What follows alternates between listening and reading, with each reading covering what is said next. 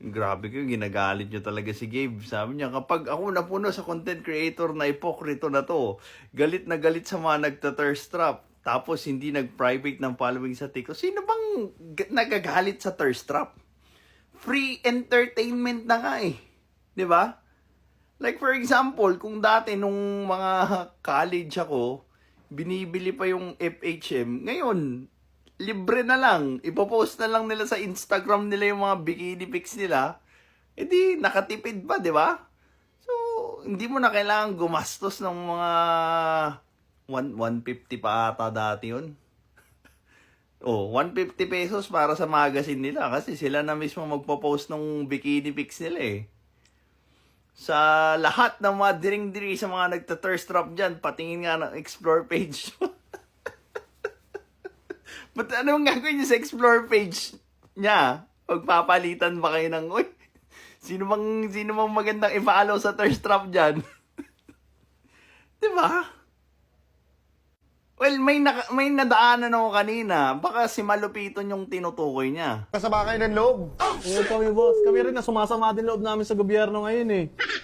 Buhay ang inalay namin, tapos kayo ngayon nagka-thirst trap, tang na nyo! O diba, nagbabakla-baklaan na. Tapos ngayon, ayaw pa sa thirst trap. Grabe naman to si Malupiton. Sabi niya dito, kala ko ba gusto ng modest at decent woman? Ba't nakapalo sa Tasib Meets?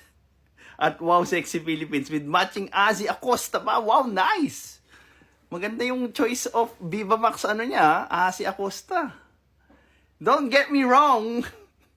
These women are hella fine, pero sana naman kung na-enjoy mo naman pala yung content ng nagta-thirst trap, wag mo sana i-demonize. Paano ba nila dinidemonize ang pagta-thirst trap? Sinasabi ba nila na pag nag-thirst trap ka, mababastos ka? Well, ando naman yung possibility talaga na mabastos ka. Kasi lahat ng mga parang nadadaanan kong short interview doon kay Tio Bray ba yun? Basta nag-interview siya ng mga Viva Max actress. Common yung nagme-message sa kanila na nag-offer ng indecent proposal, ng mga kabastusan, di ba? So, kadikit nung pagta-thirst trap or pagpapasexy nila, yung tingin nung mga tao sa kanila that they can be easily bought. Kaya nga, di ba? Kahit din yung mga porn star sa Japan, alam nila yung kaakibat ng trabaho na pinasok nila. But, along with that acceptance, they move their lives with it. Hindi sila nasasaktan, hindi sila nagiinarte because alam nila yung kapalit nung pinasok nila. Yes, malaki yung pera doon sa ganong klaseng industry, but alam din nila yung kaakibat na pambabastos, yung tingin ng mga tao sa kanila, and they're okay with it. They're not whining about it. Naalala ko may isang fine lady na nag-comment doon sa isang post ko dati na she knows she's doing thirst trap and she warns the people that will do thirst trap na kaakibat yung ganong klaseng events or pagtrato sa mga nagta-thirst trap. And kung hindi nila kayang tanggapin yon, hindi nila kayang harapin kasama yung mga ganong events, then hindi ka magtatagal sa ganitong klaseng business or content, let's say. Now, interesting yung sinabi niya dito na modest and decent woman. Usually, yung ganyang klaseng characteristics, nakasalpak yan doon sa characteristics ng isang partner. And the other side of it, the flip side of it, yung characteristics ng mga nagta-thirst trap, pa-sexy, di ba?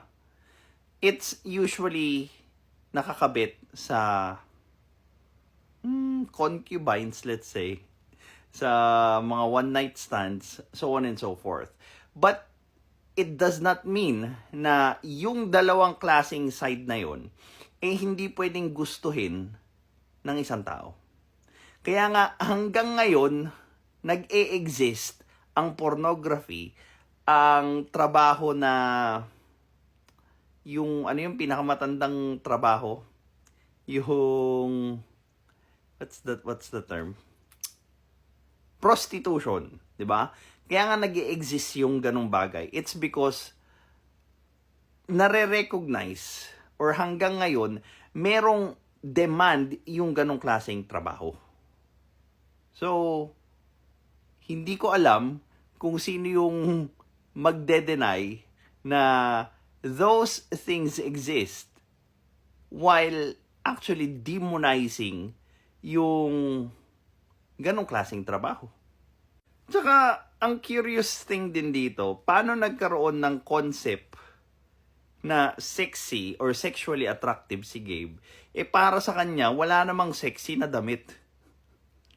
Hindi naman nag-e-exist yung sexy or sexually attractive na concept.